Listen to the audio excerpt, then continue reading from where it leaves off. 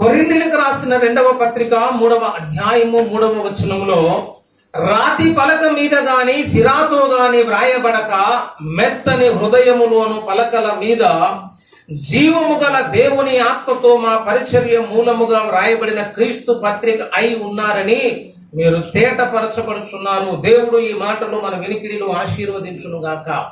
ఆమేన్. ప్రభునందు నాకు అత్యంత ప్రియులారా, చదవబడిన లేఖన భాగాన్ని మనం ఒక్కసారి పరిశీలించినట్లయితే పరిశుద్ధాత్మ దేవుడు ఒక ప్రాముఖ్యమైనటువంటి అంశాన్ని మనకు జ్ఞాపకము చేస్తూ ఉన్నాడు. క్రైస్తవుడు అని ఒక మాటను మనం పలుకుతూ ఉంటాం. క్రైస్తవుడు అనేటువంటి మాటను మనం ఒకసారి నిర్వచించినట్లయితే అనేక రకాలైనటువంటి సమాధానాలు మనకు వినిపిస్తూ ఉంటాయి. క్రైస్తవుడు అంటే కేవలం బైబిల్ చేతబట్టిన వాడు మాత్రమే కాదు, గుడికి వచ్చిన వాడు మాత్రమే కాదు. క్రైస్తవుడు అంటే సమాజంలో చాలా నిర్వచనాలు ఉన్నాయి, కానీ దేవుని దృష్టికి అవి నిలబడవు అని చెప్తున్నాం. మేము క్రైస్తవ కుటుంబంలో పుట్టాము కాబట్టి క్రైస్తవులు అంటే కుదరదు. ప్రతి ఆదివారం గుడికి వస్తాం కాబట్టి క్రైస్తవులు అంటే కుదరదు. అసలు క్రైస్తవుడు అంటే లేఖనాలు ఇచ్చినటువంటి సమాధానాలు కొన్ని ఉన్నాయి. ఎవరు క్రీస్తును సురక్షకుడిగా అంగీకరిస్తాడో వాడు క్రైస్తవుడు. ఎవరు క్రీస్తు యొక్క అడుగుచాడల్లో నడుస్తూ ఉంటారో వారు క్రైస్తవులు. అసలు దేవుని కొరకు సమస్తాన్ని విడిచిపెట్టి దేవుణ్ణి వెంబడించిన వాడే నిజమైనటువంటి క్రైస్తవుడు అవుతాడు, కానీ పేరుకే క్రైస్తవుడిగా జీవితాన్ని జీవిస్తున్న వాళ్ళు కాదు అని చెప్తున్నా. కాబట్టి క్రైస్తవుడు అంటే మనం ఒకసారి ఆలోచన చేయాలి. క్రైస్తవుడు అని ఒక చిన్న పదాన్ని దేవుడు వివరించడానికి అనేక పేర్లను పెట్టాడు పరిశుద్ధ బైబిల్ గ్రంథం. దేవుని యొక్క వాక్యం చెబుతుంది, మనలను గొర్రెలు అని పిలిచినటువంటి సందర్భాలు ఉన్నాయి, మనలను వెలుగు అని పిలిచిన సందర్భాలు ఉన్నాయి, మనలను ఉప్పు అని పిలిచిన సందర్భాలు ఉన్నాయి. మీరు యాత్రికులు అని చెప్పాడు, పరదేశులు అని చెప్పాడు, రాజులు అని చెప్పాడు. అసలు ఇన్ని పేర్లు ఎందుకు సార్ ఒక మాట చెప్పటానికి అంటే, ఈ ఇన్ని పేర్లు పెట్టడంలో దేవునికి ఒక ఉద్దేశం ఉందని చెప్తున్నా. అసలు నువ్వు ఎవరు అంటే క్రైస్తవుడు అని చెప్పుకుంటున్నావు కదా, ఆ క్రైస్తవ్యంలో నువ్వు ఏ ఆధ్యాత్మిక అంతస్తులో ఉన్నావో దానిని బట్టి నీకు పేరు పెట్టబడుతుంది. పేరుకే ఒక క్రైస్తవుడు అని చెప్పుకుంటున్నావు కూడా, అందులో నువ్వు ఏ స్థితిలోకి ఉన్నావో ఒకసారి మనం గమనించుకోవాలి. గొర్రెలు అని దేవుడు చాలాసార్లు పిలిచిన సందర్భం ఉంది. అసలు గొర్రె అని దేవుడు నన్ను ఎందుకు పిలిచాడో తెలుసా? మనమందరము ఏకముగా త్రోవ తప్పిపోతుంది. గొర్రెకు ఉండేటువంటి లక్షణం ఏంటంటే త్రోవ తప్పిపోవటం గొర్రెకు ఉండేటువంటి లక్షణం. అది కషాయం అని ఎదుట మౌనంగా ఉంటుంది. ఈ పాడైపోయినటువంటి లోకంలో, చెడిపోయినటువంటి లోకంలో నీవు నేను బ్రతుకుతున్నాం కాబట్టి ఆ బ్రతుకుతున్న విధానాన్ని బట్టి నిన్ను దేవుడు కొన్ని సందర్భాలు ఏమని పిలుస్తాడంటే గొర్రెలు అని పిలుస్తా. ఆ గొర్రెని పిలిపించుకోవాలంటే 23:1 కీర్తనలు అంటాడు, యెహోవా నా కాపరి, నాకు లేమి కలుగుదంటాడు. ఆయన కాపరి అయినప్పుడు నువ్వేమైపోతున్నావు? ఇప్పుడు గొర్రెలమైపోతున్నావు.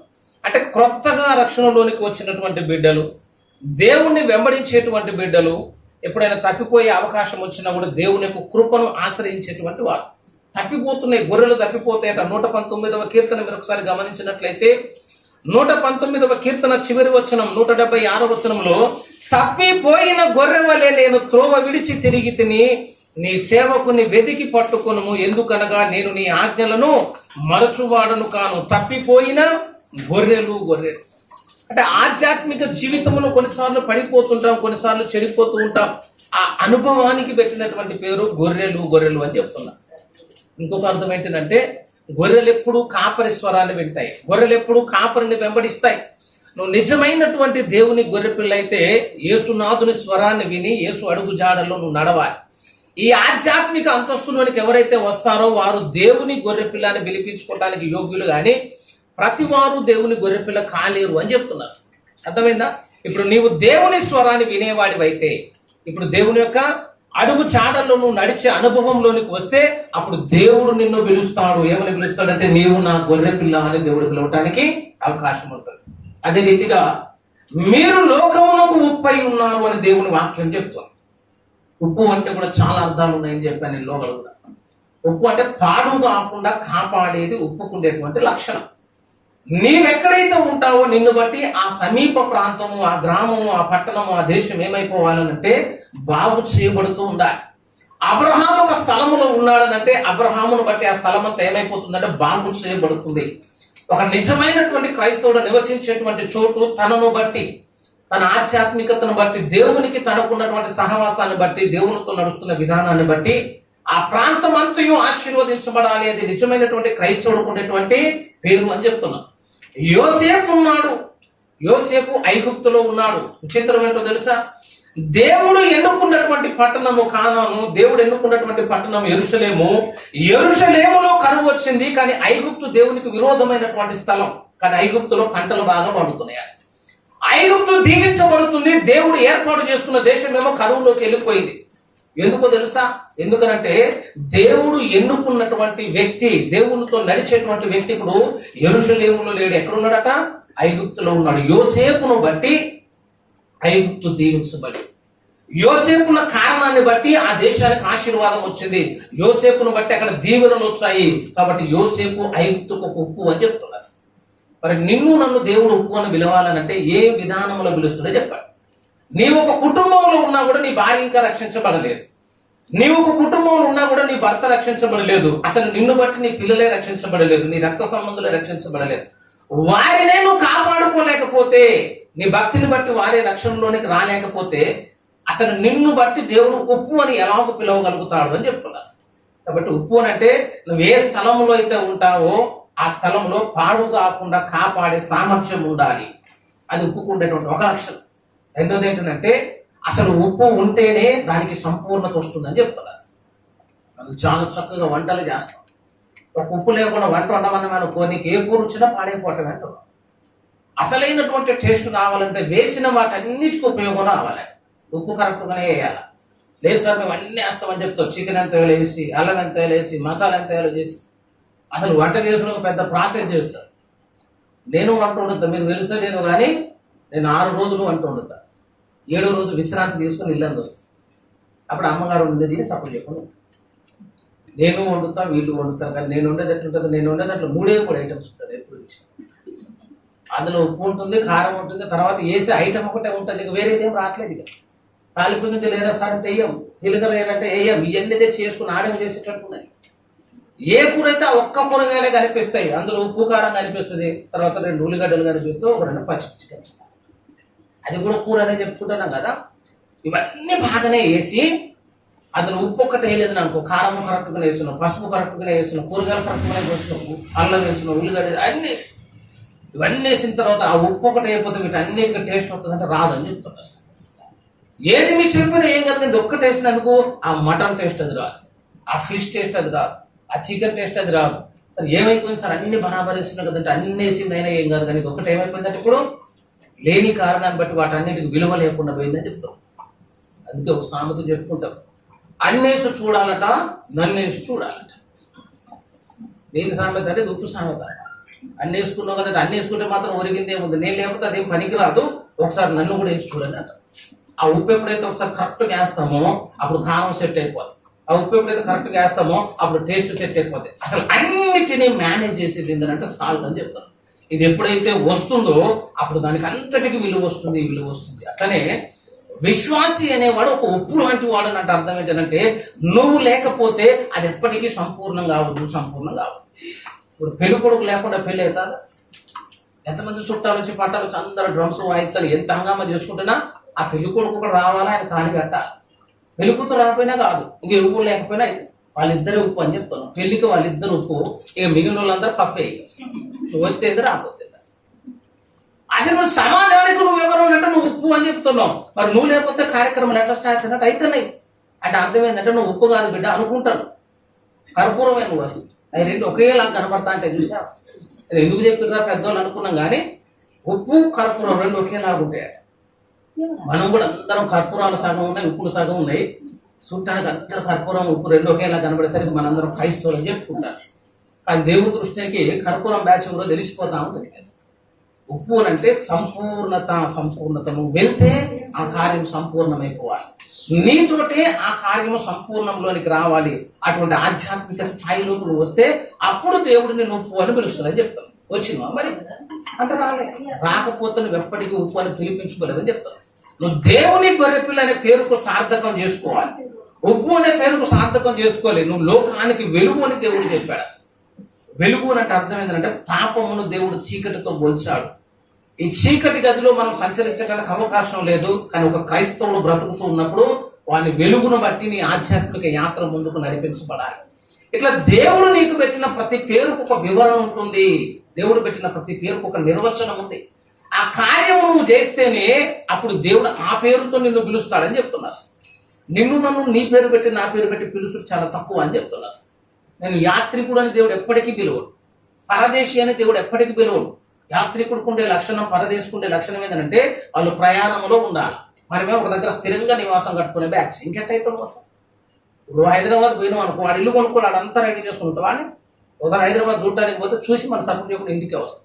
అన్న ఇక్కడ ప్లేస్ బాగుందన్న. ఆగ్రా పోయి తాజ్మహల్ చూస్తే పక్కన వాడు ఇల్లు కట్టుకోడు. ఎందుకు కట్టుకోడు అంటే మా ఊరు ఇది కాదు కాబట్టి మేము ఇక్కడ కట్టమంట. అసలు మన సొంత ఊరిలోనే ఇల్లు ఉండాలి. మనం నివసించే చోట్లోనే ఇల్లు కట్టుకోవడానికి మనం ఇష్టపడతాం కదా. దేవుడు నీకు నాకు పెట్టిన పేరు ఏంటంటే నువ్వు యాత్రికుడివి అని పేరు పెట్టాడు, పరదేశి అని నీకు పేరు పెట్టాడు. ఎందుకంటే ఏ భూమి మీద అయితే నువ్వు నివసిస్తున్నావో అది శాశ్వతం కాదని ముందు నువ్వు నమ్మాలి అని చెప్తున్నావు. నా దేశం ఇది కాదు, నా దాగు చోటు ఇది కాదు, నా స్థిరమైన నివాసం ఇది కాదు. నాకు ఒక దేశం ఉంది, ఆ దేశము పరలోక రాజ్యం అని దేవుడు చెప్పాడు. కాబట్టి దాని మీద దృష్టి పెట్టి ఇక్కడ బ్రతుకును బ్రతకాలి. అప్పుడు దేవుడు నిన్ను అంటాడు నువ్వు యాత్రికుడు అని పిలుస్తారు. కొంతమంది చిక్కెంటికలు తీసేటోళ్ళు ఉంటారు, ఇటుక బట్టలు చేసుకునేటోళ్ళు ఉంటారు. వీళ్ళందరూ ఏం చేస్తారంటే చక్కగా కుటుంబం వచ్చి ఒక దగ్గర డేరాలు వేసుకుని ఒక 2-3 నెలలు ఉంటారు. మీకు వాళ్ళు అట్లా కనబడుతున్నారు కానీ వాళ్ళ దగ్గర చాలా డబ్బులు ఉంటాయి. నేను చెప్తున్నా, అసలు ఏమి లేనుడే లోన్లు పెట్టి ఇల్లు కడతారు. అన్నున్నోడు సపోర్ట్ చేయకుండా కూర్చొని ఉంటాడు. అసలు ఈ చిక్కెంటికల దగ్గర చాలా డబ్బులు ఉంటాయి. వాళ్ళు అసలు ఎక్కడ ఇల్లు కట్టుకోరు. 2 డేరాలు వేసుకొని ఒక బైక్ మీద తిరుక్కుంటా ఆ 5 నాడులు చిక్కెంటికలు తెచ్చుకుంటా ఫుల్ డబ్బులు సంపాదిస్తారు. కట్టుకోరాదంటే ఇన్ని డబ్బులు వచ్చినాయి కదా, ఒక ఇల్లు కట్టుకుని ఇక్కడ ఉండరాదంటే వీడు ఇల్లు కట్టాను తమ్ముడు, మేము ఇంకో ప్లేస్కి పోవాలి. వీడు ఇల్లు కట్టుకున్న తర్వాత ఇక్కడ బిజినెస్ అంతా అయిపోయింది అనుకో, మళ్ళీ జంప్ దాని నుంచి మళ్ళీ వేరే దగ్గరికి వెళ్ళాలి. అక్కడ కొన్ని రోజులు అక్కడ కొన్ని డబ్బులు మళ్ళీ అక్కడ నుంచి వెళ్ళిపోతారు. వాళ్ళ జీవన విధానం చూసిన తర్వాత స్థిరమైన నివాసం కొరకు వాళ్ళు ఎప్పుడు కూడా ఆలోచన చేయరు. దేవుడు అంటున్నాడు అటువంటి యాత్రికుని లాగానే నీ జీవితం కూడా ఉండాలి. భూ సంబంధమైన విషయాలపైన దృష్టి తక్కువ ఉండాలి. నీ స్థిరమైన నివాసం అనే పరలోకం పైన ఎక్కువ దృష్టి పెట్టాలి. ఆ పద్ధతిలోనికి ఎవరైతే నడిపించబడతారో వారిని దేవుడు యాత్రికుడు అని పిలుస్తాడో, పరదేశి అని పిలుస్తాడు. అసలు యాత్రికుడు అంటేనే ప్రయాణం చేయాలి. యాత్రికుడు అంటేనే ఒక దగ్గర ప్రారంభించాలి. యాత్రికుడు అంటే ఆయనకు ఒక గమ్యం ఉండాలి. ఇప్పుడు నీవు నేను యాత్రికులను పిలుచుకుంటున్నాం కానీ అసలు ఎక్కడ వేసిన గొంగళ్ళకి అక్కడే ఉంది నీ ఆధ్యాత్మిక జీవితం. ఇప్పుడు 2021 వచ్చింది, ఇంకా 4 రోజులైతే 22వ పడతాం. యావన ఎదిగినావు ఆ బిడ్డ అంటే ఏం ఎదగలేదు అనుకో, ఏం ఎదగనకాడికి నువ్వే ప్రయాణం చేస్తాడు. పేరుకే ప్రయాణం అని చెప్పేసి ఇంక బస్సులో కూర్చున్నావు, బస్సు కదలట్లేదు, పాడు కావట్లేదు. బస్ స్టాండ్ ఎక్కినా బస్సు కూర్చున్న ముందు డ్రైవరే లేడు. గంట సేపు కూర్చుంటే కమ్మ అవుతుందా? మరి రాదు. అట్లా బస్సు ఎక్కకపోతే డ్రైవర్ ఎక్కకపోతే నువ్వే కిటికీలోంచి పిలుస్తావు, తొందరగా ఎక్కువ సార్ టైం అయిపోతున్నా. మీకు విచిత్రం చెప్పకుండా మీరు ఎక్కిన చాలా బస్సులు అసలు డ్రైవరే లేకుండా కూర్చో. మరి పోవట్లేదంటే పోవట్లే, మరి అది నీకు తెలియట్లేదంటే తెలియట్లే. అట్టనే 2018 పోయింది, 19 పోయింది, 20 పోయింది, 21 పోయింది, 21 సార్ 22, 23 కూడా పోతాయి అంటారు. మరి కదలట్లేదు కంటే కదలట్లేదన్న సంగతి కూడా తెలవట్లేదు అని చెప్తున్నా. ప్రయాణమే లేదు, అసలు ఆధ్యాత్మికంగా నువ్వు నడిచిన అనుభవం లేదు, ఏదైనా కొద్దిగా పెరిగినట్టు కానీ మార్పులు కానీ ఏది లేదని చెప్తున్నా. ఎట్లా సైకిల్ స్టాండ్ వేసి ఒకటి దొక్కుతా ఉన్నాడు అంటే దొక్కుతా చెమటలు వస్తూ ఉంటాయి అనుకుంటా. అంత అనుకొని చూస్తే ఏడదాకా పోయి ఉంటాం అని చూస్తే అక్కడే కూర్చున్నాడు. ఎందుకంటే స్టాండ్ తీయలేవాడు. అసలు మనం కూడా ఎట్లా ఫుల్ కష్టపడుతున్నాం కానీ స్టాండ్ తీయకుండానే కష్టపడతాం. చెమటలు అట్లా స్టాండ్ తీయకపోతే వస్తాయి కానీ ముందుకు పోయే అనుభవం రాదు. ఆ ప్రయాణములో నీవు ఇంకా ప్రారంభించకపోతే నీ ఆధ్యాత్మిక యాత్ర ప్రారంభించబడ్డట్టే కాదని చెప్తున్నా.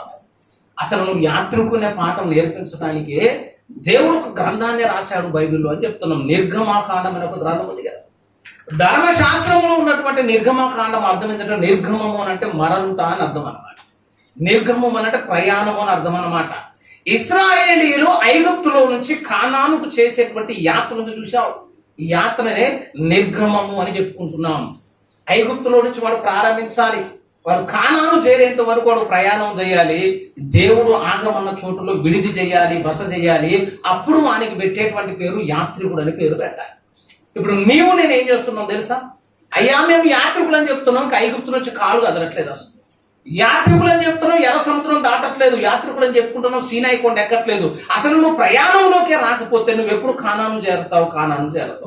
కాబట్టి పాత నిబంధన కాలపు నిర్గమకాండాన్ని నువ్వు ఒక్కసారి పరిశీలించినట్లయితే నిర్గమకాండములో ఇశ్రాయేలీయులు చేస్తున్నటువంటి యాత్రను మీరు ఒకసారి పరిశీలించినట్లయితే వారు మజిలీలు దాటుతూ ఉన్నారు, స్థలాలను దాటుతూ ఉన్నారు, ఒక స్థలంలో నుంచి ఇంకొక స్థలంలోనికి వస్తూ ఉన్నారు. అలా స్థలాలు మారుతూ మారుతూ ఉన్నప్పుడే దేవుడు అనుకున్నటువంటి స్థలంలోనికి వారిని నడిపించారు. అట్లా దేవుడు నడిపిస్తూ ఉన్నప్పుడు దేవుడు ఆగమన్న చోట ఆగాలి, దేవుడు ఉండమన్న చోట ఉండాలి, దేవుడు ఆ స్థలంలో నేర్పుతున్న పాఠాన్ని నేర్చుకోవాలి. అలా కొంత మార్పులు చేర్పులు జరుగుతున్నప్పుడే నువ్వు చేరవలసిన స్థలానికి చేరతో దేవుని పోలికలోనికి మార్చబడదు. ఈ ప్రయాణంలో భాగంగా ఇప్పుడు దేవుడు నీకు నాకు ఏ స్థలంలో నిన్ను నన్ను ఉంచాడో మీరు ఒకసారి ఆలోచన చేస్తే, ఎర్ర సముద్రం దాటారు అందరు, కింద మీద పడి కష్టపడి ఆ ఎర్ర సముద్రాన్ని దాటారు. నేను చెప్తున్నా, ఆనాడు ఎర్ర సముద్రం దాటటం కంటే కూడా గొప్ప విధానంలో మనం దాటేయమని చెప్తాం. మనకి ఇంకా ఎట్లుంటుందని అంటే, మోషే కాలంలో మేము కూడా ఉంటే బాగు, మోషే ఎర్ర సముద్రాన్ని పాయలు చేసినట్టు మేము కూడా ఆ సందర్భంలో నడిస్తే బాగు, యెహోషువ ప్రార్థన చేసినప్పుడు సూర్యచంద్రులు ఆగిపోయినప్పుడు అక్కడ నేను కూడా ఉంటే బాగని మనం పాత నిబంధన కాలపు అద్భుతాల దగ్గర ఆగిపోతా ఉంటాం. కానీ బైబిల్ ఏం చెప్తుందో తెలుసా? అసలు ఆ దినముల కంటే కూడా ఈ దినములు చాలా శ్రేష్టమైనవి. అదేమో అక్షరానికి సంబంధించిన పరిచర్య, ఇదేమో ఆత్మకు సంబంధించినటువంటి పరిచర్య, అదేమో మరణ కరణముకు పరిచర్య, ఇది జీవమునిచ్చేటువంటి పరిచర్య. ఇప్పుడు ఎర్ర సముద్రంలో నడవలేదని నువ్వు బాధపడుతున్నావు, కానీ ఆల్రెడీ నువ్వు నడిచావు బాబు అని దేవుడు అంటాడు. ఎందుకో తెలుసా? ఎందుకంటే ఎర్ర సముద్రములో ఆరిన నేల మీద నడుచుటయే రక్షణ జీవితానికి ఆరంభమైనటువంటి బాప్తిస్మ కార్యక్రమం. బాప్తిస్మాను నువ్వు పొందుకున్నావనంటే అర్థం ఏంటంటే, ఎర్ర సముద్రపు అడుగు జాడల్లో నువ్వు నడిచినట్టే. కొరింథీయులకు రాసినటువంటి మొదటి పత్రిక 10వ అధ్యాయము మీరు ఒకసారి గమనించినట్లయితే, కొరింథీయులకు రాసినటువంటి మొదటి పత్రిక 10వ అధ్యాయము మొదటి వచనములో, సహోదరులారా ఈ సంగతి మీకు తెలియకుండా నాకు ఇష్టము లేదు. అదేమనగా మన పితరులందరూ మేఘము క్రింద నుండి వారందరూ సముద్రములో నడిచిపోయి, అందరూ మోషేను బట్టి మేఘములోను సముద్రములోను అట్నే ఉండాలంటాడు. బాప్తిస్మము పొందిరి అని చెప్పాడు. ఎందుకు చెప్పిండో తెలుసా? అసలు సముద్రములో నుంచి నడిచిపోవుట, ఇక్కడ నీవు నీళ్ళలో మునిగి లేచుట రెండు ఒకటే అని దేవుడు ఎంచుకున్నాడని చెప్తాం. నూతన నిబంధనలో నిజ స్వరూపం అది, పాత నిబంధన గ్రంథములో ఛాయ. అసలు నూతన నిబంధనలు నిజ స్వరూపం కిందకు వచ్చినావు. ఇప్పుడు పెళ్లి చూపులప్పుడు ఫోటో పంపిస్తాం, ఇక ఆ ఫోటోలు చూసి మోసపోతే ఇక తర్వాత చేసేది లేదు. ఆ ఫోటోలో మంచిగా ఫేషియల్ చేసి అవి ఎడిటింగ్ చేసి పెడితే ఎవరైనా సత్యమైన ఉంటుంది. అసలు ఆ ఫోటో చూసుకుని అయ్యగారు బాగా మురిసిపోతాను, ఎంత అందం ఉంది నా భార్య, ఎంత అందం. 4 రోజులైనాక పెళ్ళయింది, పెళ్ళైనాక కాపురం చేయాలి. ఆ పడక గారి మీదకి వచ్చిన తర్వాత ఈయన ఫోటో చూసుకుంటే ఆనందపడకుండా జేబులో పెట్టుకుంటా, ఆ పక్కన ఉన్న భార్యను పట్టించుకోలేదు ఉంటుంది. ఇక ఆ భార్య ఫోటోవే కానీ ఎప్పటిదాకా భార్య ఫోటో పనికి రావాలా? ఆమె రానంత వరకు ఈ ఫోటో చూసి ఆనందపడ్డామంటే అర్థం ఉంది. కానీ ఆమె వచ్చిన తర్వాత ఫోటో పెట్టుకునే తిరుగుతున్నాను ఆమెను పట్టించుకోకుండా. ఇక తర్వాత ఆమె ఉండే అవకాశమే ఉండదు.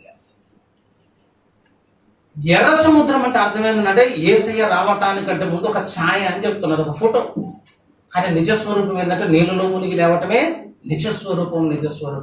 ఆ నిజస్వరూపం వచ్చిన తర్వాత దాన్ని వదిలిపెట్టాలి. అట్లనే ఎర్ర సముద్రం అనే అనుభవం జరిగిపోయింది. దేవుడు దాన్ని నూతన నిబంధనలు ఏమని పిలుస్తున్నాడంటే బాప్తిస్మముతో దేవుడు పోల్చారు.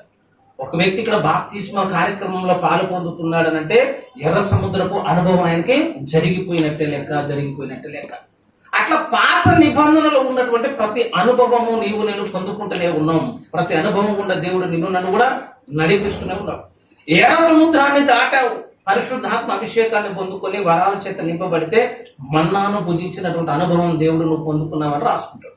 అట్లా ఒక్కొక్క మజిలీకి దేవుడు ఒక్కొక్క అద్భుతాన్ని, ఒక్కొక్క అనుభవాన్ని దేవుడు నీకు నాకు ఇచ్చి ముందుకు నడిపిస్తున్నాడు కదా. అందులో ఒక ప్రాముఖ్యమైనటువంటి అనుభవం ఉందని చెప్తాను. ఆ అనుభవం పేరు ఏంటంటే సీనాయి కొండ అనుభవం.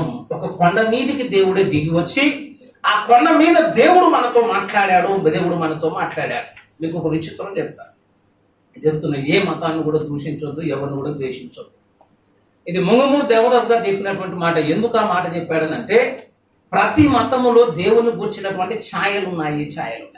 మీరు ఏ దేవుడినైనా చూసుకోండి, ఆయన ఎక్కడ ఉంటాడు? కొండ మీదనే ఉంటాడు. అసలు విజయవాడ కనకదుర్గ ఉందనుక ఎక్కడ ఉంది? కొండ మీదనే ఉంటాడు. తిరుపతి కొండ మీదనే ఉంటాడు. శ్రీశైలం కొండ మీదనే ఉంటాడు. ఇవన్నీ ఉంటే మరి మాకు మనం తక్కువ మనం గుడిదలు కట్టుకున్నాం. గుడిదలు కూడా ఆడు విజయవాడ కొండ మీదనే కట్టుకున్నాం. నేను అడుగుతున్నా, మరి అందరికీ కొండ మీద కూర్చున్నారు సార్, కింద ఎవడు ఉన్నాడు అంటే కింద ఎవడు ఉంటాడు. దేవుడు అనేవాడు కొండ మీదనే ఉంటాడని మనం జోకులు వేసినాం అనుకో. నిర్గమకాండ 20లో యెహోవా దేవుడు కూడా ఎక్కడికి వచ్చి కూర్చున్నాడు? ఇప్పుడు కొండ మీదకి వచ్చాడు. అంత దూరం నుంచి వచ్చినావు, 4 మెట్లు దిగి కిందికి వస్తే భూమి మీదకి రావడానికి మహాకాశాలు అన్నిటిని దాటొచ్చిన దేవుడు కొండ మీదకి వస్తాడట. ఈ కింద ఉన్నటువంటి మోషే అనే దేవుడు కొండ మీదకి రమ్మని పిలుస్తాడట. నేను అంటున్నా, అసలు ఈ తిప్పలని ఎందుకు ప్రభా, మేము పైకి ఎక్కే బదులు నువ్వే ఆడదాకా వచ్చిన కదా, ఇంకొక 4 కూడా లేచి కిందికి రాదంటే రాడు. ఎందుకు రాడంటే కొండ దేవుని నివాస స్థలం అని చెప్తాడు. కొండ అనేది దేవుని నివాస స్థలం. దేవుని నీవు చేరాలి అంటే కింద నుంచి నువ్వు పైకి ఎక్కాల్సిందే. కింద నుంచి పైకి ఎక్కడం అనేది ఈజీ క్లాస్ కాదు, చాలా కష్టంతో కూడుకున్నటువంటి పని. ఒకసారి కూరగొట్ట ఎక్కువ చూడంటే తెలుస్తుంది. గొట్టెక్కుడు ఎంత కష్టమో దేవుని చేరుకోవటం కూడా అంతే కష్టం అని చెప్తున్నాం. ఒకసారి అలా జారిని వెనుకో ఎవడు దింపనవసరం, ఆటోమేటిక్గా కిందికి వస్తుంది. ఎట్లా వచ్చిన సార్ అంటే వస్తాం, కానీ వచ్చిన తర్వాత ఎక్కడ ఉంటామంటే ఐసీయూలో ఉంటుంది. అట్లా ఆధ్యాత్మిక జీవితంలో కూడా ఎంత ఎత్తుకు ఎదిగితే అంత ప్రమాదం అని చెప్తున్నారు. కొండ మొదల్లోనే పడ్డాం అనుకో తక్కువ దెబ్బలైతే అవుతుంది, మధ్యలోకి ఎక్కిన అనుకో బాగానే అవుతుంది. అసలు పై దాకా ఎక్కి ఒక అడుగులో మిస్ అయినా అనుకో ఇక శాంతి కూడా దొరుకుతుంది. అసలు ఆధ్యాత్మిక జీవితంలో దేవునితో కలిసి నడుచుకుంటూ కూడా ఈ కొండ మీదకి ఎక్కటం ఏం చెప్తున్నారు. అటువంటి కొండ అనే స్థలంలోనికి దేవుడు దిగి వచ్చినట్టు నిర్గమకాండంలో అంటాడు. మోషేతో దేవుడు చెప్తాడు ఒక చక్కని మాట, నేను వారితో మాట్లాడినట్లు వారందరినీ సమకూర్చుము అన్నాడు. చెప్తున్నా, దేవుడు దిగి రావాలంటే అక్కడ పరిశుద్ధత ఉండాలని చెప్తున్నాను. దేవుడితో సంభాషించాలంటే పరిశుద్ధుడై ఉండాలి. అసలు దేవుడు ఒక స్థలంలోనికి రావాలంటే ఆ స్థలము కూడా పరిశుద్ధమై ఉండాలి. నిర్గమకాండంలో అంటాడు, నేను వారి మధ్య నివసించినట్లు వారు నాకు ఒక పరిశుద్ధమైన స్థలమును నిర్మించవాల. నీటికి నా ఇంటికైతే అసలే రాడు, ఎందుకంటే మనం ఇల్లు ఉడిసే బ్యాచ్ కూడా కాదు. ఆయన ఊడ్చుకోకపోయినా రాడట. నిర్గమకాండం చెప్తుంది వారు బట్టలు ఉదుకుకొని ఉండాలట. ఎందుకు ఆ మాట చెప్పిండు? అందులో కొంతమంది ఉతకల మ్యాచ్ కూడా ఉంటారు, కొంతమంది బట్టలు ఉతుక్కోరాదు. బట్టలు ఉతుక్కొని స్త్రీలు కడగా ఉండి పురుషులతో సంసారం చేయకుండా 3 దినాల వరకు మీరు కనిపెట్టుంటే అప్పుడు నేను సీనాయి కొండ మీదకి వస్తానని చెప్పిండారు. ఏ పశువు కానీ జంతువు కానీ ఆ కొండను సమీపించవద్దు. ఆ కొండను ఎవడు తాగినా ముట్టినా కూడా వాడు అక్కడికక్కడ చచ్చిపోతున్నాడు. అంత నిష్ఠగా దేవుని స్వరం వినపడుతూ ఉన్నప్పుడు వీళ్ళందరూ సిద్ధపడుతూ ఉన్నారు. ఆ నిర్గమకాండం 20లో దేవుడు అప్పుడు కొండ మీదకి వస్తే కొండ మొత్తం దహించిపోతుంది, అగ్ని మండిపోతుందట. ఆ మంటలన్నిటికి పొగలు లేస్తా ఉంటే దేవుడు ఆ గుంపులో నుంచి మోషేని పిలిచాడు. మోషే, నేను చెప్పబోయే పర్వతం మీదకి రా, సీనాయి కొండ మీదకి రా, నేను నీతో మాట్లాడాల్సి ఉంది అని దేవుడు మాట్లాడినాడు. అది ఎంత ఘోరమైనటువంటి అనుభవం తెలుసా? కొండ మీదకి దేవుడు వచ్చి మోషేని కొండ మీదకి పిలుస్తున్నాడు. మరి ఇశ్రాయేలులందరినీ ఎందుకు పిలవలేదా? వీళ్ళందరూ ఏడున్నారు ఇప్పుడు, వీళ్ళందరూ కిందనే ఉన్నారు. ఎందుకు పిలవలేదంటే అందులో ఒక్కడంటే ఒకడు యోగ్యుడు లేడు. దేవునితో మాట్లాడడానికి ఒక యోగ్యత ఉండాలి, దేవునితో మాట్లాడడానికి ఒక స్థితి ఉండాలి, ఒక పరిపక్వత ఉండాలి. మోషేను దేవుడు పిలిచాడు. మోషేతో యెహోషువ వెళ్ళాడు. యెహోషువ కొండ నడిమి దాకా వెళ్ళాడు. మోషే కొండ పైకి వెళ్ళాడు. ఇశ్రాయేలులందరూ కింద కూర్చొని ఉన్నారు. అక్కడ దేవుడు మాట్లాడిన మాటలు ఉన్నాయని చెప్తున్నారు. అంశం ఏంటంటే మోషేని దేవుడు కొండ మీదకి పిలిచి ఏం చెప్పాడంటే ధర్మశాస్త్రపు విధులు చెప్పాడు. ధర్మశాస్త్రాన్ని గురించి దేవుడు వివరించాడు. 2 రాతి పలకలను ఇచ్చాడు. ఆ రాతి పలకలు ఇచ్చి మోషేను దేవుడు కిందికి పంపించాడు. ఇది విషయం. ఇంకొక మాట చెప్తున్నా, అసలు మనం 10 ఆజ్ఞలు 10 ఆజ్ఞలు చెప్పుకుంటాం చూసాం. ఆ 10 ఆజ్ఞలు అనేవి దేవుడు మాట్లాడినటువంటి మాటలు. ఒకసారి ఆ మాట చూద్దాం. నిర్గమకాండం 20వ అధ్యాయము ఒకసారి మీరు మొదటి వచనాన్ని గమనిస్తే 10 ఆజ్ఞలు ధర్మశాస్త్రం మీద రాసినటువంటి మాటలు మాత్రమే కాదు, అది స్వయంగా దేవుడు పలికినటువంటి మాటలు.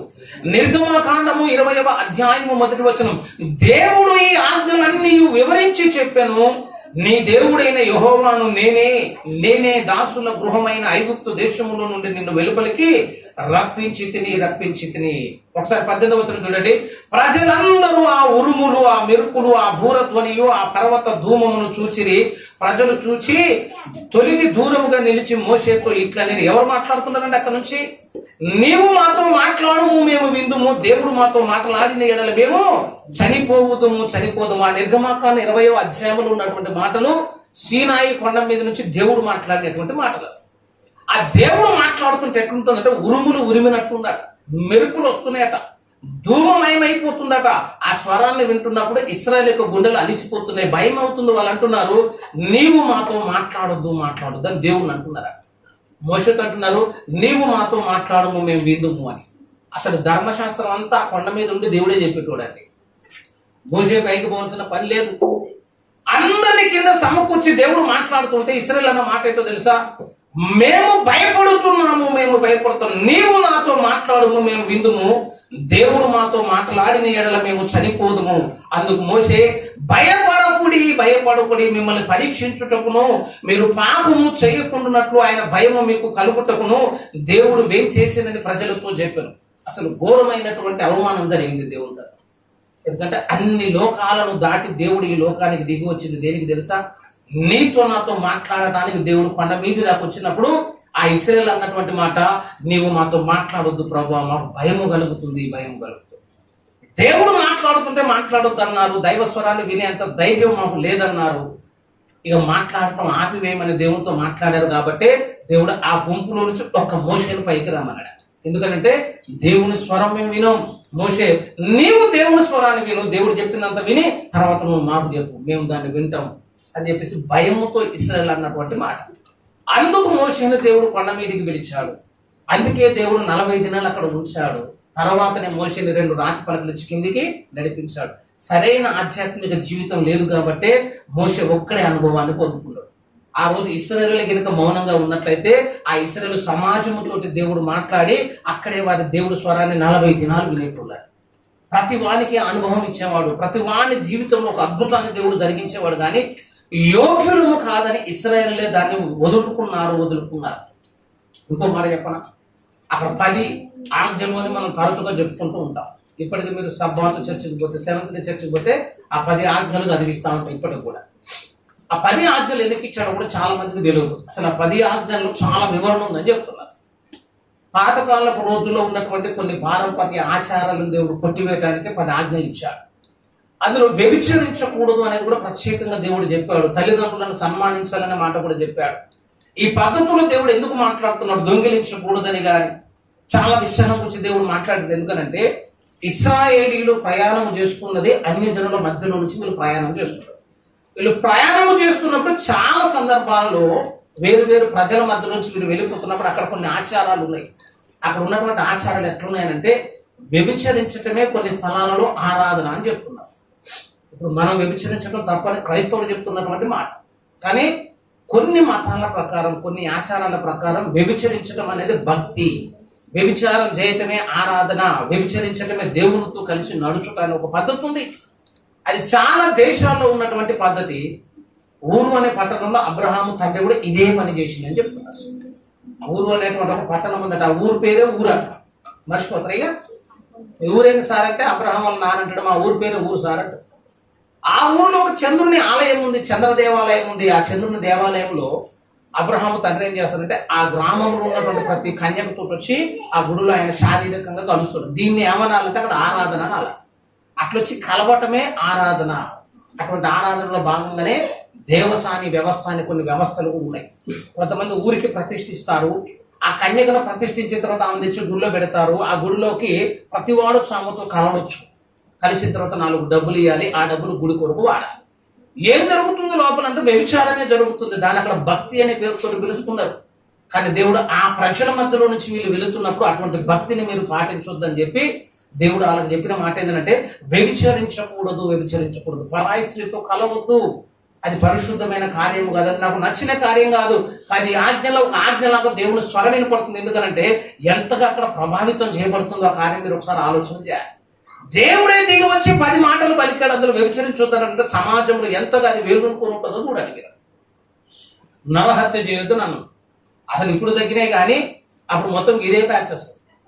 దేవునికి బలి చుట్ట మాయన్ నాగరికతలో ఒక నాగరికత సివిలైజేషన్.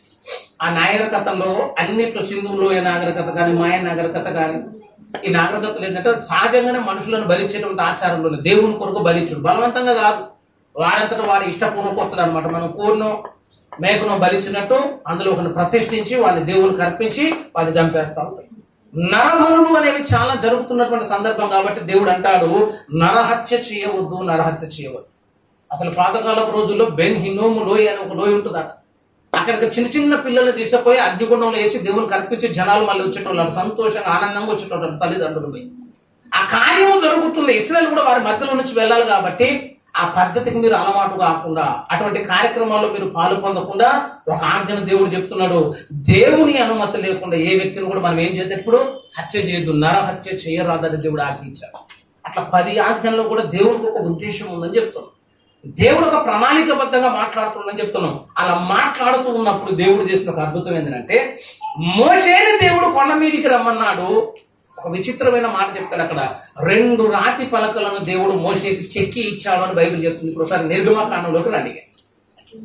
నిర్గమకాండము 32వ అధ్యాయాన్ని మీరు ఒకసారి గమనించినట్లయితే 31 చివరి వచనం చూద్దాం. 31వ అధ్యాయము 18వ వచనములో, మరియు ఆయన సీనాయి కొండ మీద మోషేతో మాటలాడుట చాలించిన తరువాత ఆయన తన శాసనములు గల 2 పలకలను అనగా దేవుని వ్రేలితో వ్రాయబడిన రాతి పలకలను అతనికి ఇచ్చెను. చాలా ప్రాముఖ్యమైనటువంటి మాట. నేను చెప్తున్న కొంచెం పరిశీలనకు తెలవాలి. ఏదో చదువుతున్నాం అంటే చదువుతున్నట్టు ఏం చేశాడట? 40 దినాలు గడిచిపోయాయి. 40 రోజులు దేవునితో సహవాసం చేస్తున్నాడు, అన్నపానాలు మానాడు, దేవుని చూస్తున్నాడు. దేవుడు చాలా విషయాలు సంభాషించిన తర్వాత, ఆయన మాటలాడుట చాలించిన తర్వాత ఆయన శాసనములు గల 2 పలకలను అనగా దేవుని వ్రేలితో రాయబడిన రాతి పలకలను అతనికి ఇచ్చాడు. మోషే పోయేటప్పుడు ఏమైనా తీసుకుపోయినా? మోషే పోయేటప్పుడు ఒంటరిగానే వెళ్ళి, కానీ దేవుడు అక్కడ ఏం చేసినట? 2 రాతి పలకలను ఇచ్చాడు. ఆ 2 రాతి పలకల మీద ఎవడు రాతుందట?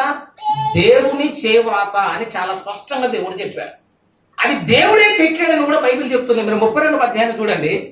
32వ అధ్యాయము 16వ వచనం చూడండి. ఆ పలకలు దేవుడు చేసినవి, ఆ పలకల మీద చెక్కబడిన వ్రాత దేవుని చేవ్రాత, దేవుని చిరేత. ఆ రాతి పలకలు ఎవరు చెక్కారటండి? ఇప్పుడు దేవుడు చెక్కాడు. దేవుడు చెక్కాడు అని స్పష్టంగా దేవుడు రాయించాడు. ఎందుకు రాయించాడో తెలుసా? ఆ పలకలను దేవుడు చెక్కాడు, దాని మీద వ్రాత కూడా దేవుడే రాశాడు. ఆ 10 ఆజ్ఞలు కలిగినటువంటి 2 శాసనములను దేవుడు మోషేకి ఇచ్చాడు. దీనిని సీనాయి కొండ అనుభవము అని చెప్పాలి. వాక్యమును పొందుకున్నటువంటి చోటు, వాక్యమును సంపాదించుకున్నటువంటి చోటు. అసలు నీ జీవితంలో, నా జీవితంలో కూడా ఏ అనుభవం ఉండాలంటే సీనాయి కొండ అనుభవం ఉండాలి. దేవుడు నీతో వాక్యము ద్వారా మాట్లాడిన అనుభవం కావాలి. బైబిల్ కొనుక్కొని ఇంట్లో పెట్టుకుంటే సీనాయి కొండ అనుభవం వచ్చినట్టు కాదా? సీనాయి కొండ అనుభవం అంటే మోకరించి ప్రార్థన చేసి దేవుని అడిగి సందేశాన్ని పొందుకోవాలి. మోషే పొందుకున్నట్టు పొందుకోవాలి. అలా విలువైన రాతి పలకలను మోషే పొందుకున్నాడు కదా. ఆ పొందుకున్నది ఎంతోసేపు నిలవలేదు అని చెప్తాం. దేవుడిచ్చినటువంటి రాతి పలకలు ఉన్నాయి, కానీ ఆ రాతి పలకలు ఏమైపోయిందనంటే, ఆ మోషే కాలం చూడండి. 32వ అధ్యాయం నిర్గమకాండము 32వ అధ్యాయాన్ని మీరు ఒకసారి గమనించినట్లయితే 18వ వచనం. అతడు పాలెమునకు సమీపించగా ఆ దూడను వారు నాట్యమాడుటను చూచెను.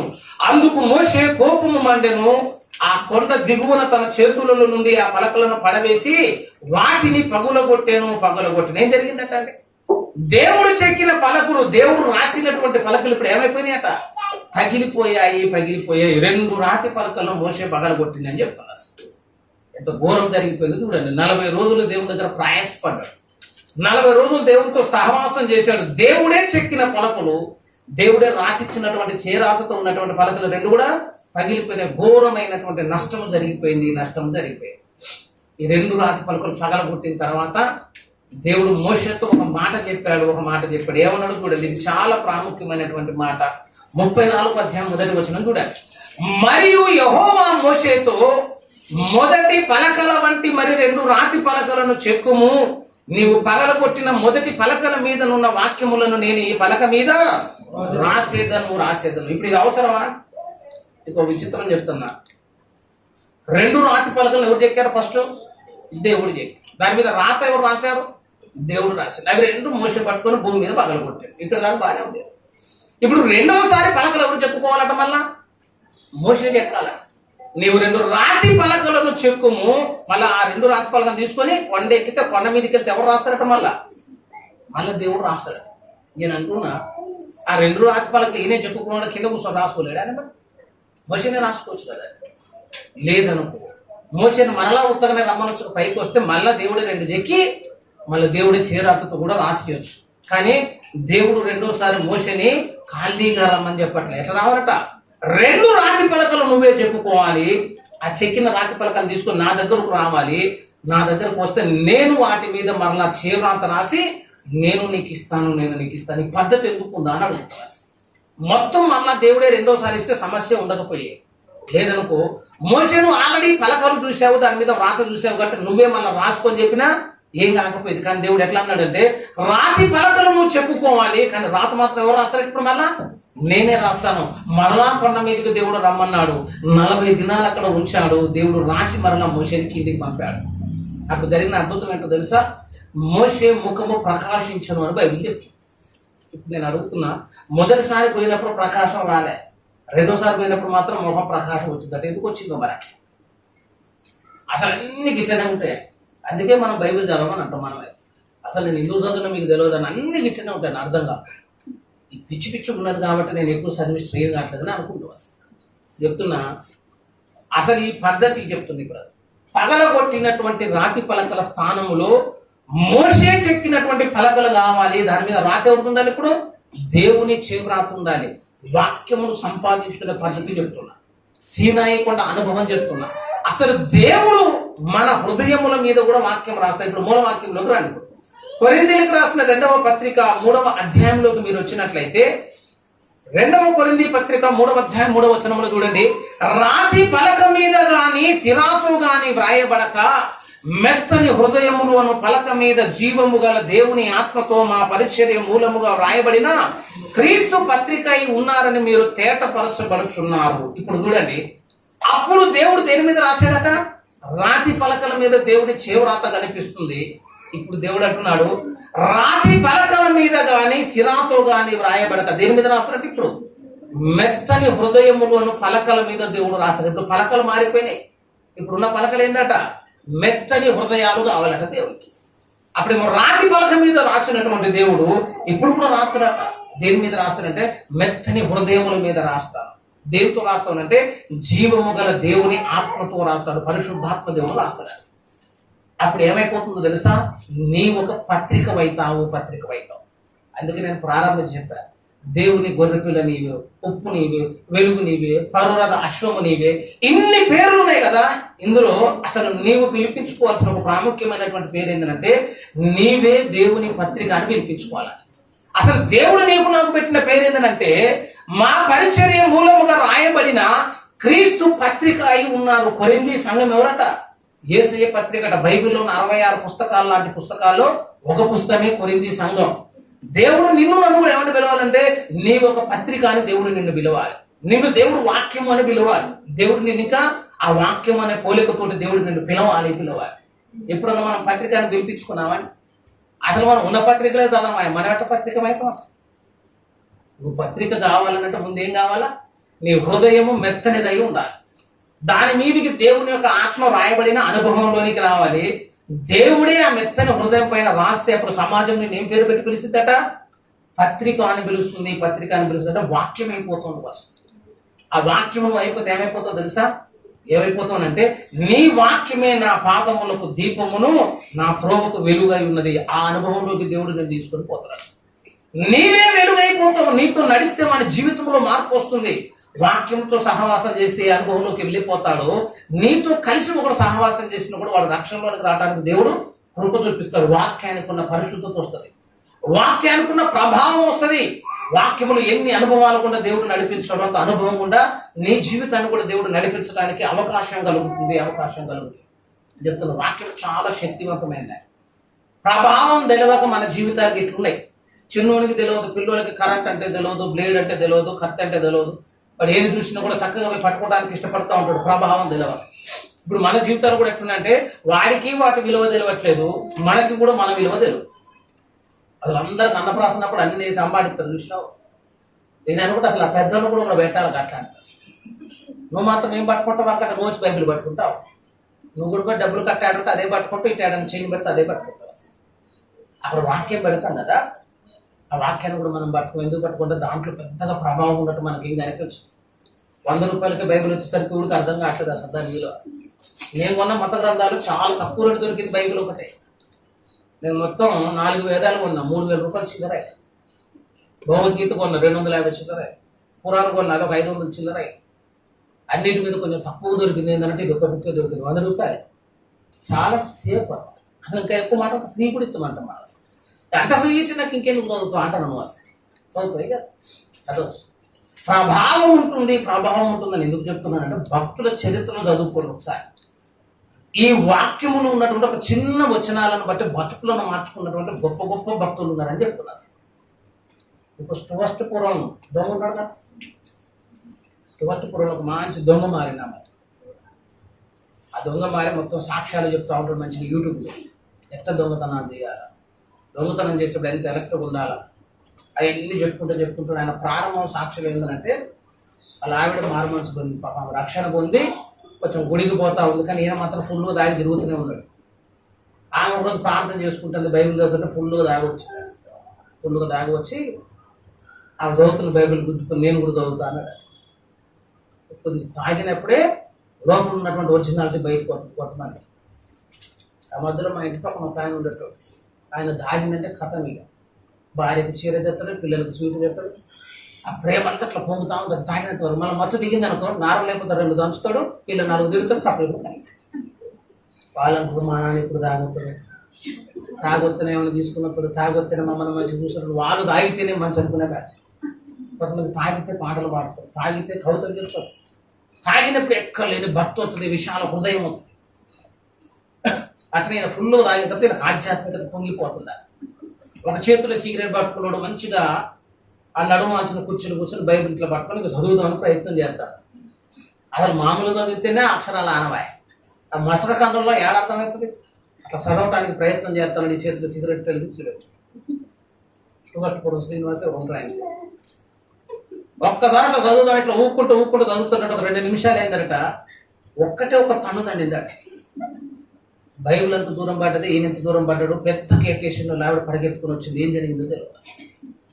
అలా ఆవిడ వచ్చి అడుగుతుంది, ఇంత పెద్ద కేకేసింది ఏమైందని అడిగితే ఆయన చెప్పట్లేదు, ఎందుకంటే ఆయనకి ఏం అర్థం కావట్లేదు. ఈయన కూర్చున్న కాడికి బైబిల్కి అంత దూరం ఉంది, ఎగిరి నూతల పడ్డాడు. ఆయన మారు మనసు పొందినంత ఏమన్నాడు తెలుసా, బైబిల్ నన్ను కొట్టిందని చెప్పినాను. బైబిల్ ఆ రోజు నన్ను కొట్టిందని, లేకపోతే నేను మారకపోయిపోయినా అన్నాడు. అసలు అట్లా తన్నుడు మొదలు పెడితే ఈ పాటికి మన సగం మంది మంచంకి వెళ్ళి కింద పడేట్టు, తనకనే బాధ కాదు. అసలు ఎవరు కొట్టారని అడిగితే అసలు ఆయనకి ఏం అర్థం కావట్లేదు, ఎందుకంటే బైబిల్ ఒక్కటే చేతిలో ఉంది, సరైన స్థితిలో లేడు, మంచి జీవితం కాదు, అపవిత్రంగా ఉన్నాడు. కానీ ఏమవుతుంది లేదు, దీంట్లో ఏముంటుంది అని పట్టుకున్నాడు. అంతే పట్టుకుని ఒక్కటే ఒక తన్నుదని అంటే వాక్యంలో ఉన్న ప్రభావం ఒకసారి బయటకు వచ్చేసరికి అంత దూరం పడ్డాడు, గడగడ నాడిపోయాడు. అసలు అప్పుడు దేవుని నమ్మి, దేవునికి హృదయం ఇచ్చి ఇది శక్తి కలిగినటువంటి వాక్యం అని నమ్మి అప్పుడు క్రీస్తులకు వచ్చి సేవ చేసాడు. ప్రభావం ఎవరికి తెలుస్తుందంటే ఇట్లాంటి వాళ్ళకి తెలుస్తుంది. అక్కడ ఒక తన్నులు పట్టే కాబట్టి వాళ్ళు బతుకాలంతా బైబిల్ గట్టిగా పట్టుకొని కూర్చున్నారు. మీరే బ్యాచ్ అంటే అయ్యా మేము అసలు సగం తన్నులు తినని బ్యాచ్ కాబట్టి మేము అసలు బైబిల్ చదవమాట. పొద్దున్నే ఆ మాత్రం లేసే చదవకపోతే ఒక తన్ను తన్నేటట్టయితే చదవం ఇవ్వాలి. ఏమంటే పొద్దున్నే లేసి అది పెట్టు, తనులు అయితే లేట్ అయిద్దని తల పక్కన పెట్టుకొని పండుకుంటారు. కొంతమంది లేచి తలకాడ ఎంత ఎదుగునా దొరకదు, ఎందుకంటే నువ్వు గిర్రం తిరుగుతుంది నిద్రలో, తిరిగేసరికి అది కాళ్ళ దగ్గర పోతుంది. మళ్ళీ మనం పెద్ద భక్తి పరువులాగా ఫీల్ అవుతూ ఉంటాం. బైబిల్ అయితే నేను పండుకున్నాను అంటే బైబిల్ పక్కన పెట్టుకుంటే దీవెన రాదు బిడ్డ. బైబిల్ చదివితే అందులో ఉన్నట్టు సామర్థ్యం ప్రభావం లోపలికి వస్తే అప్పుడేమన్నా ఆశీర్వాదం వస్తుంది.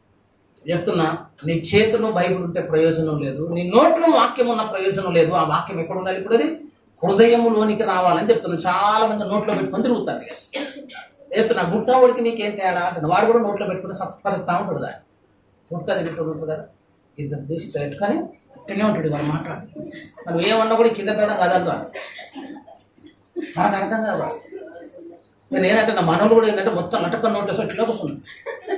నువ్వు మాట్లాడక్కటే మాట్లాడవు, అది నోట్లోనే ఉన్నది. చెప్పమంటే 119 కీర్తన చెప్తుంది, 23 కీర్తన చెప్తుంది, కొరింథీ పత్రిక 13 చెప్తుంది, 91 కీర్తన చెప్తుంది. అన్ని చెప్తున్నావు కానీ మరి బతుకులు ఎందుకు లేదక్క అన్నట్టు రావు. చెప్తున్నావు ఒక్కొక్క కీర్తన పలుకుతున్నావు కదా, ఆ పలుకుతున్న కీర్తనకి ఎంతవరకు న్యాయం చేస్తానో తెలిస్తే అప్పుడు అది హృదయంలో ఉందో చెప్పొచ్చు, నోట్లో ఉందో చెప్పొచ్చు. నేను చెప్తున్నా, నోట్లో ఉంటే ప్రయోజనం లేదు. వాక్యం ఎక్కడికి రావాలంటే గుండె లోపలికి రావాలి. ఆ హృదయం పైన దేవుడు ధర్మ విధులను రాస్తాడు. అలా వాక్యము నీ హృదయం మీద రాయబడితే అది స్థిరపరచబడుతుంది, అప్పుడు మహిమ వస్తుంది అని చెప్తున్నా. ఏం చెప్తున్నా? అందుకే నేను చాలాసార్లు చెప్పిన, అసలు నేను కంటత పట్టి ఉందని చెప్తాను, అర్థం చెప్పారని చెప్పి పిల్లలు కూడా వాక్యం ఏం చెప్పాలి. 23 కీర్తన చెప్పాను, మా అన్నోళ్ళే చెప్తారు, యెహోవా నా కాపరి, నాకు ఏం కలగదు అన్నాడు. ఇంటికి వెళ్ళపట్టని చెప్పి ఆడేమో లేమన్నది, వీడేమో ఏమన్నాడు. ఏమీ లేము, ఎంత తేడా అయినా ఎట్లా అంటారు అంతే. అసలు అర్థం తెలిస్తేగా వీడేమన్నా తెలియట. మెచ్యూరిటీ లేదు. అసలు దాని గురించి అవగాహన లేదు కాబట్టి అది నోటుతో పలికితే ఎంత సంబరం ఉంటుందంటే ఇక మనవులందరూ సపట్లు కొట్టి కొట్టి ఫస్ట్ చెప్పినారు.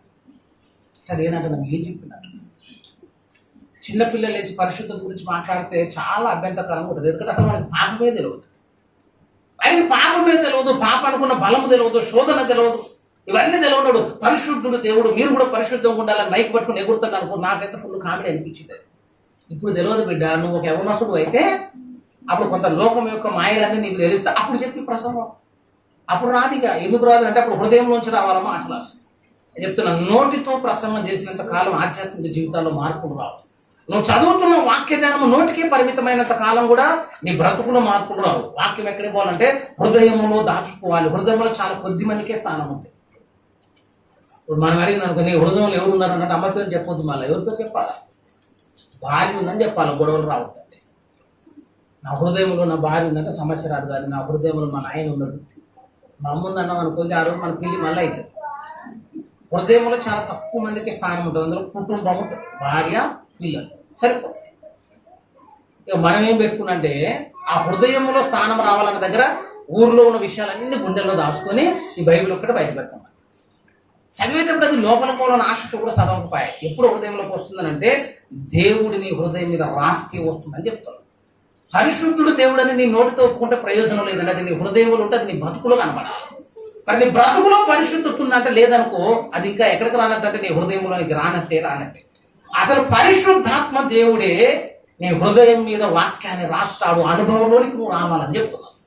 నువ్వు చదువుడు కాదండి, దేవుడే మెత్తని హృదయం మీద దేవుడు రాయటం మొదలు పెడతాడు. అసలు దేవుని చేవరాత అంటే అర్థమేంటో తెలుసా? ఒకసారి నిర్గమాకాండం చూడండి. దేవుడు రాస్తాడు, దేవుడు రాస్తాడు. దేంతో రాస్తాడంటే అది దేవుడు తన చేతితో రాస్తాడు. చేవరాత అని బైబిల్ చాలా స్పష్టంగా చెప్తుంది. నిర్గమాకాండాన్ని మీరు ఒకసారి గమనించినట్లయితే, నిర్గమాకాండము 31:18లో ఆయన సీనాయి కొండ మీద మోషేతో మాటలాడుట చాలించిన తర్వాత ఆయన తన శాసనములు గల 2 పలకలను అనగా దేవుని వ్రేలితో వ్రాయబడిన రాతి పలకలను అతనికి ఇచ్చాడు. అక్కడ ఏముందండి? దేవుని వ్రేలితో రాశాడు, వేలుతో రాశాడు. అసలు దేవుడు వేలుతో రాయటం అనే అంశం ముందు చూశారు. అక్కడ ఉన్నటువంటి అంశము నూతన నిబంధనలో కూడా కనిపిస్తుంది. దేవుని వ్రేలు అంటే అర్థం ఏంటంటే పరిశుద్ధాత్మ దేవుడు అని అర్థం. ఒకసారి మత్తయి రాసిన సువార్త చూడండి. మత్తయి రాసిన సువార్త 12వ అధ్యాయం మీరు ఒకసారి గమనించినట్లయితే 12వ అధ్యాయంలో 27, నేను బయల్జెబూలు వలన దయ్యములను వెళ్ళగొట్టుచున్న ఎడల మీ కుమారులు ఎవరి వలన వాటిని వెళ్ళగొట్టుచున్నారు, కాబట్టి వారే మీకు తీర్పరులై ఉందురు. దేవుని ఆత్మ వలన నేను దయ్యములను వెళ్ళగొట్టుచున్న ఎడల దేవుని రాజ్యము మీ యొద్దకు వచ్చి ఉన్నది. ఇక్కడ ఎట్లా వెళ్ళగొడుతున్నాడు దేవుడు? దేవుని ఆత్మ వలన వెళ్ళగొడుతున్నాడు, ఆత్మ వలన వెళ్ళగొడుతున్నాడు. యేసయ్య దయ్యాలను వెళ్ళగొడుతుంటే వాళ్ళు ఏమంటున్నట?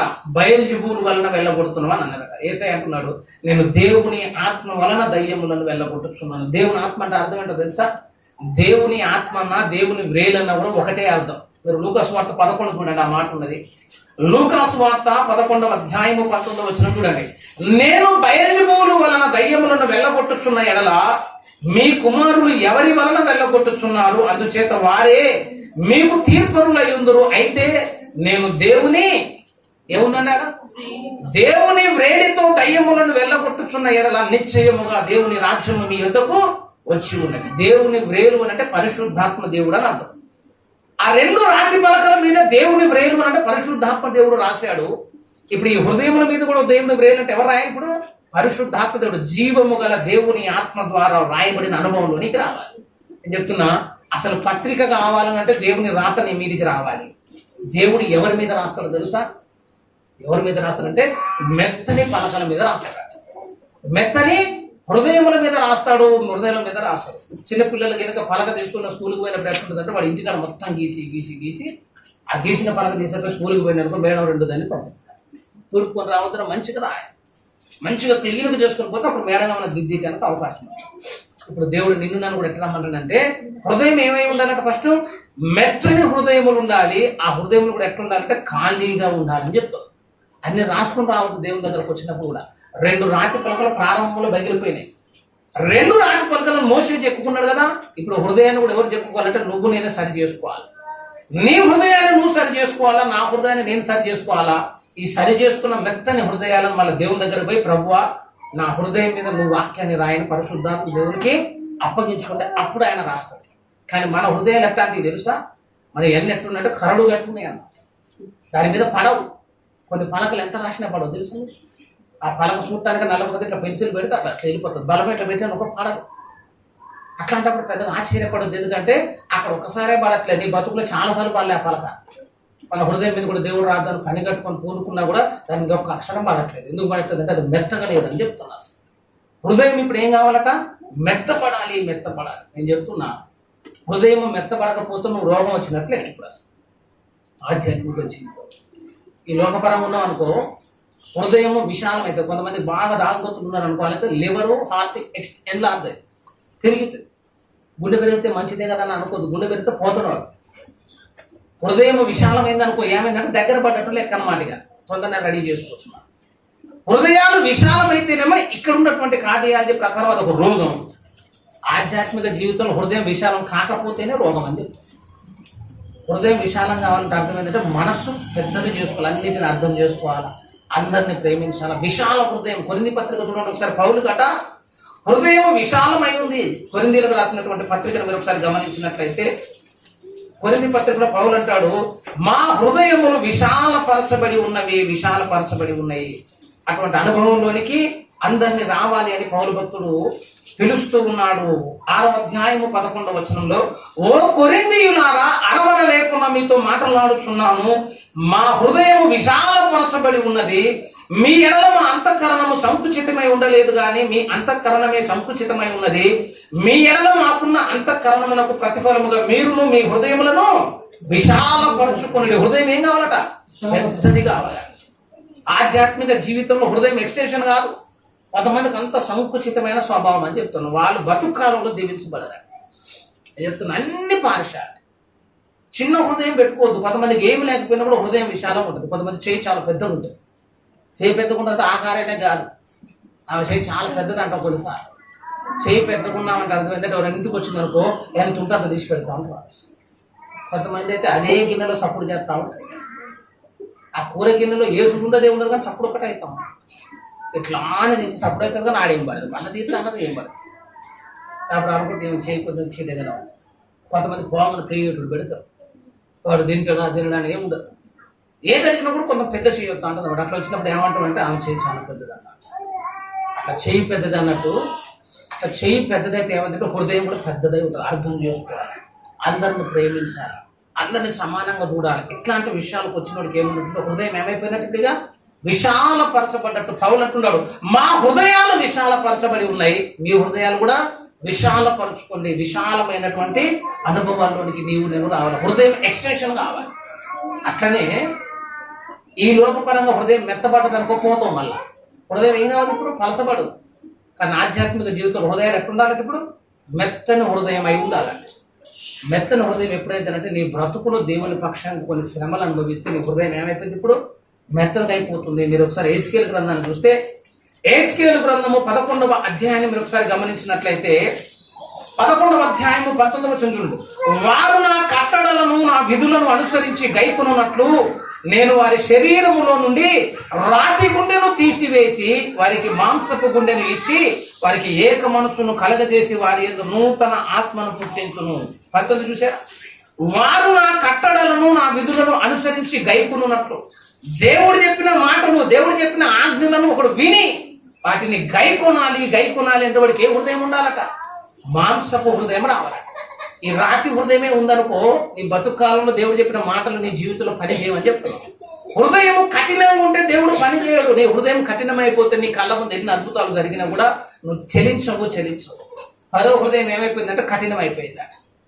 వాడి కళ్ళ ముందే ఎర్ర సముద్రం పాయలేదు, ఫరో కళ్ళ ముందే కప్పలు వచ్చినాయి, ఫరో కళ్ళ ముందే వడగండ్లు పడ్డాయి, ఫరో కళ్ళ ముందే దేవుడు 10 అద్భుతాలు చేసినా కూడా ఫరో ఎందుకు మారలేదు తెలుసా? ఎందుకు మారలేదంటే ఆయన హృదయము కఠినపరచబడి ఉంది. కఠినపరచబడి ఆ హృదయము కఠిన పడిన కారణాన్ని బట్టి అక్కడ అద్భుతాలు జరగలేదు, రక్షణ రాలే. అట్లనే ఆధ్యాత్మిక జీవితంలో నీ హృదయం నా హృదయం కూడా ఎట్లుందంటే రాతి హృదయం లాగానే ఉందట. ఇప్పుడు దేవుడు అంటాడు, ఆ రాతి హృదయమును తీసివేసి నీకు ఏమి ఇచ్చినప్పుడుగా మాంసపు హృదయము. మాంసము హృదయం అనేది మెత్త ఉన్నది ఇప్పుడు. రక్షణ పొందిన ఉన్నట్టు అర్థం ఏంటంటే ఆ రాతి హృదయాన్ని దేవుడు తీసి మాంసపు గుండెను దేవుడు నీలో పెట్టాడు. ఆ మాంసపు హృదయం ఉంటే దేవుని విధులను నువ్వు అర్థం చేసుకోవాలి, దేవుని ఆజ్ఞలను గైకొనాలి. అందుకే అంటున్నాడు 36వ అధ్యాయం ఎజికేలు గ్రంథం 36వ అధ్యాయం 26వ వచనం కూడా చూస్తే, నూతన హృదయము మీకు ఇచ్చేదను, నూతన స్వభావము మీకు కలగజేసేదను, రాతి గుండె మీలో నుండి తీసివేసి మాంసపు గుండెను మీకు ఇచ్చేదను. దేవుడు రక్షించబడిన వాడికి ఇచ్చినటువంటి హృదయం ఏంటంటే మెత్తని హృదయాన్ని దేవుడు ఇచ్చినాడు. కానీ ఆ మెత్తని హృదయం ఏమైపోయిందంటే మళ్ళా రాను రాను రాను రాను రాతి హృదయం లాగా మార్పు చెందింది. నేను చెప్తున్నా, ఒకే కార్యాన్ని చూస్తే ఇద్దరు రెండు రకాలుగా మార్పు చెందుతా ఉన్నారు. ఒకసారి చూడండి, మట్టి ముద్ద ఉంది అనుకో, మట్టి ముద్దను ఎండలో పెడితే ఏమైపోతుంది? గట్టిపడి. అట్లా ఒక మైనపు ముద్ద ఉంది అనుకో, అదే ఎండలో పెడితే మైనపు ముద్ద ఏమైపోతుంది? కరిగిపోతుంది. రెండింటికి ఒకటే ఎండ తగిలినా కూడా ఒకటేమో కరుగుతుంది, ఒకటేమో మట్టి ముద్ద గట్టిగా అవుతుంది. అసలు నువ్వు కూడా ఎట్లుండాలంటే దేవుని యొక్క సన్నిధి కానీ దేవుని యొక్క ప్రకాశం కానీ మన దగ్గరకు వచ్చిన నువ్వు కూడా కరిగిపోవాలి. ఎంత మెత్తగా ఉంటే దేవుడు అంత రాయటానికి అవకాశం ఉంటుంది. కానీ కఠినపరుచుకునే కారణాన్ని బట్టి ఏమైపోతుందంటే దేవుని చేరాత నీ మీద పని చేయట్లేదు అని చెప్పారు. హృదయాలు కఠినం ఉండొద్దండి, చాలా సున్నితంగా ఉండాలి, మెత్తగా ఉండాలి, అంటే కరుణతో ఉండాలి, కృపతో ఉండాలి, దేవుని ప్రేమ చేత నింపబడి ఉండాలి. అటువంటి మెత్తని హృదయాల కొరకు దేవుడు ఎదురు చూస్తా ఉన్నాడు. అటువంటి హృదయాలు ఎవరైతే దొరుకుతాయి అప్పుడు ఏం చేస్తున్నారో తెలుసా? హెబ్రీ పత్రికలోకి రండి ఒకసారి.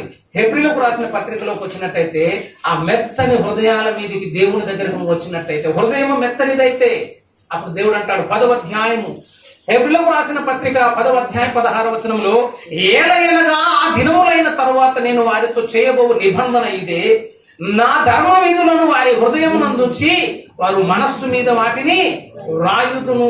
అదే రీతిగా 8వ అధ్యాయం కూడా చదువుడారు, 8:9 అధ్యాయం 9వ వచనం, నేను ఐగుప్తు దేశములో నుండి వీరి పితరులను వెలుపలికి రప్పించుటకే వారిని చెయ్యి పట్టుకున్న దినమున వారితో నేను చేసిన నిబంధన వంటిది కాదు, ఏమనగా వారు నా నిబంధనలో నిలవలేదు కనుక వారిని అలక్ష్యము చేసి తిని.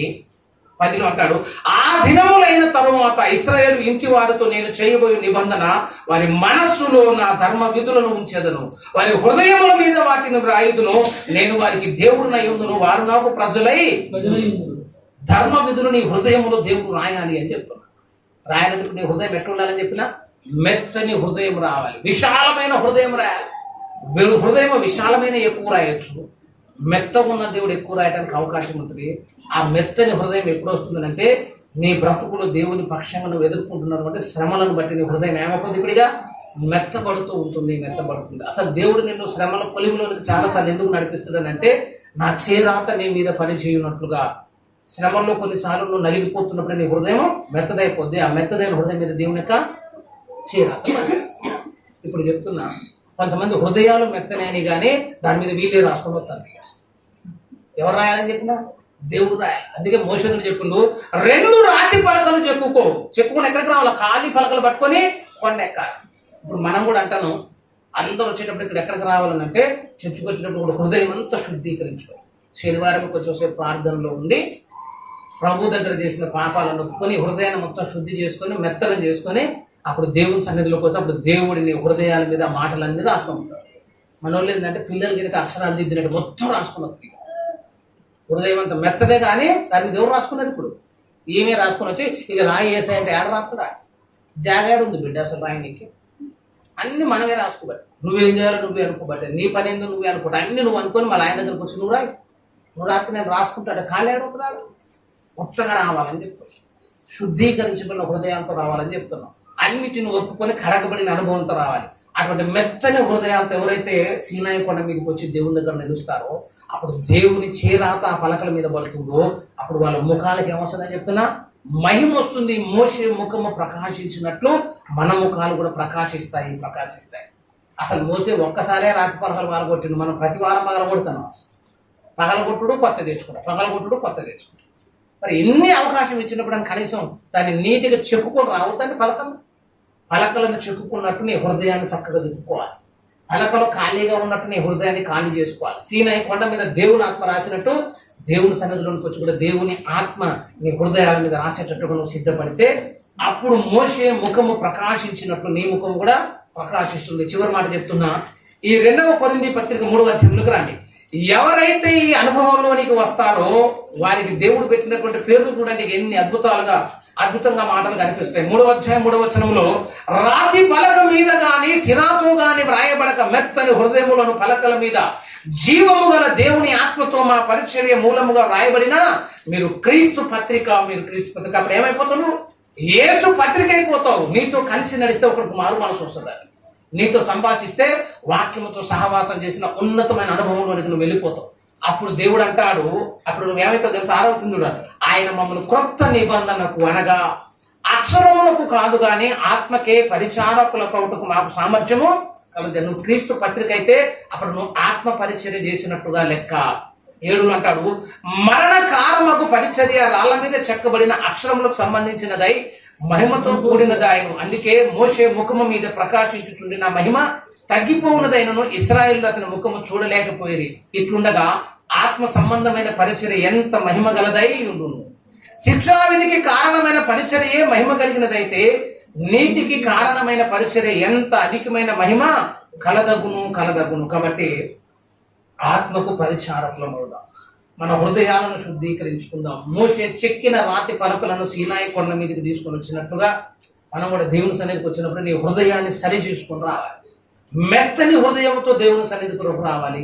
ఖాళీ హృదయంతో దేవుని సన్నిధిలోనికి రావాలి. దేవా, నా హృదయం పైన నీ ధర్మ విధులను రాయి అని ఒక మంచి మనసుతో నువ్వు దేవుని దగ్గరకు వస్తావు. అప్పుడు దేవుడు రాయటం మొదలు పెడతాడు. ఆ దేవుని రాతే కనుక నీ బ్రతుకులు కనిపిస్తే అప్పుడు దేవుడు ఏమంటాడు తెలుసా? నీవు నాకు ఒక పత్రిక, వాక్యము ద్వారా ఎన్ని అద్భుతాలను చేస్తాడో దేవుడు నీ ద్వారా నా ద్వారా కూడా అన్ని అద్భుతాలను చేస్తాడని చెప్తాడు. కాబట్టి విన్న వాక్యాన్ని మన హృదయంలోకి తీసుకుపోవాలి. చెప్తున్నా, చాలాసార్లు మనం వింటాం కానీ అది చెవుల్లోకి వెళ్ళి బయటికి పోడే. మత్తయి సువార్తలో అంటాడు, దుష్టుడు వచ్చి వాని హృదయములో విత్తబడిన వాక్యమును ఎత్తుకొని పోవు. సేవకుడు అంటే ఎవరు అంటే రైతు అన్నమాట, వ్యవసాయదారు, కర్షకుడు. ఏం చేస్తామనంటే ప్రతి పునరుద్ధరణ దినంలో మీరు అందరు రాగానే మీ హృదయం అనే నేల మీద నేను అన్ని విత్తనాలు విత్తుతావు. నేను విత్తిన విత్తనాలు సర్వసేపు అంగన వాడు ఏం చేస్తాడట, వాడి హృదయంలో విత్తబడిన దాన్ని దుష్టుడు వచ్చి ఎత్తుకొని పోవును. అది ఫలించకుండా, అది కాపు కాయకుండా, అది పంట చేతికి రాకుండా ఆ హృదయంలో ఉన్నదాన్ని ఎత్తుకొని పోతే మళ్ళీ నువ్వు ఏమైపోతావు అంటే నిరుపయోగంగా నీ జీవితం మార్చబడుతుంది. హృదయములో వాక్యం ఉండాలి. ఆ వాక్యము నిన్ను పత్రికను చేస్తుంది. ఆ అనుభవంలోనికి రావాలని చెప్తున్నా. ఎన్నోసార్లు మనం వీడి దాకా వస్తాను, విన్న వాక్యాన్ని విని సపట్లు కొట్టుకుని ఇంటికి పోతాను, కానీ మరి బతుకులది ఎంతసేపు వచ్చిందని ఎప్పుడన్నా ఆలోచన చేసినవాడిని. పరిశుద్ధులు అని నేను ప్రసంగం చేసిన తర్వాత కనీసం బతుకాలంలో దానికోసం ప్రయాసపడదు. ఈ వారమైనా కొంచెం పరిశుద్ధంగా బ్రతకాలని అనుకోవాలి. దానికి కొంచెం ప్రయాసపడాలి, ప్రార్థన చేసుకోవాలి. తప్పు జరగకుండా ప్రభుత్వ ఆధ్యాత్మిక జీవితాన్ని కట్టమని అనాలి. ప్రతి ప్రసంగం నిన్ను జరిగితే ఇప్పటిదాకా నువ్వు ఇట్లా ఉండవని చెప్తున్నావు. ప్రతి ప్రసంగం ఏం చేయాలా? కొద్దిగా నిన్ను జరుగుతున్నప్పుడు శిల్పకారుని చేతిలో ఒక రాతి కొన్ని రోజులు అయిన తర్వాత శిల అయిపోవాలి, శిల్పం అయిపోదు. వారు చెప్పుతున్నప్పుడు ఒక్కొక్క చెక్కు ఎగిరిపోతా అంటది. కార్పెంటర్ వర్క్ చేస్తున్నప్పుడు చెక్కు అంతా ఎగిరిపోతా అంటది.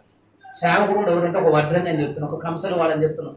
మనం కూడా ప్రతి ప్రసంగం ఒక ఉలి దెబ్బలాగా పడితే ఒక్కొక్క చెక్కు నీళ్ళని చెల్లిపోతే లోపల ఉన్నటువంటి సుందరమైన యేసు రూపంగా పడుతుంది. మనమైతే అట్లా వస్తున్నాం కానీ ఒక్క దెబ్బ కూడా పడట్లేదు. మనకి ఒక్క చెక్కు కూడా ఎగరకపోతే ఏట్లో గులకరాయగా బతుకంత ఉంటుంది. 5 సంవత్సరాల నుంచి ఉన్న బిడ్డ అంటే ఓ మేము ఫుల్ సీనియర్సా. ఆ గులకరాయి ఎప్పటి నుంచి ఉందంటే ఎప్పటి నుంచో ఉన్నదంటే చెరువులో. ఆ గులకరాయి 2 రోజులు ఉంది కదా అని తీసి బయటకు తీసి ఒకసారి శుద్ధితో కొట్టాం అనుకో, లోపల ఒక చుక్క వచ్చింటుందా? అసలు ఒక్క చుక్క నీటి బొట్టు కూడా రాదు. మనం కూడా కట్టాము. ఎప్పుడు అక్క రక్షణ ఉందంటే 30 సంవత్సరాలు తప్ప. నువ్వు సండే స్కూల్ ఉన్న కాంచి చూస్తాను నాట. మరి 2 సంవత్సరాలు చూసినా మరి లోపలికి వచ్చినట్టు రాదు. ఎందుకు రాదు? మేము అందరం గులకరాలు అంట. అది లోపలికి రాకుండా 2 సంవత్సరాలు ఏం చేస్తున్నావు అంటే రాదు. సిద్ధపాటు లేదు, దానికి కావాల్సిన ప్రయాసం లేదు. స్పాంజ్ ఉందనుకో అట్లా 1 నిమిషం పెట్టగానే అట్లా మొత్తం తీసుకుంటాం. ఇట్లా వాక్యమును పొందుకున్న అనుభవంలోకి రావాలని చెప్తున్నాం.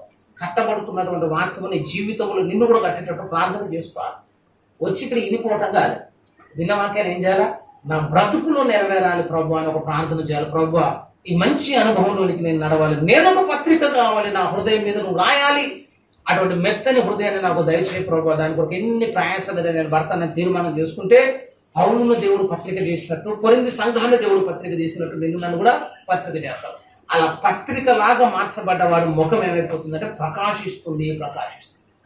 అట్లాంటి వారి జీవితంలో వాక్యమే కదిలి నడుస్తున్నట్టు కనబడుతుందని చెప్తుంది. అసలు అట్లాంటి ఉన్నతమైన అనుభవంలోనికి రావాలి. ఆ ఉన్నతమైన అనుభవం నీకు ఏది ఇస్తుందంటే ప్రభురాత్రి బోధన ఇస్తుందని చెప్తాను.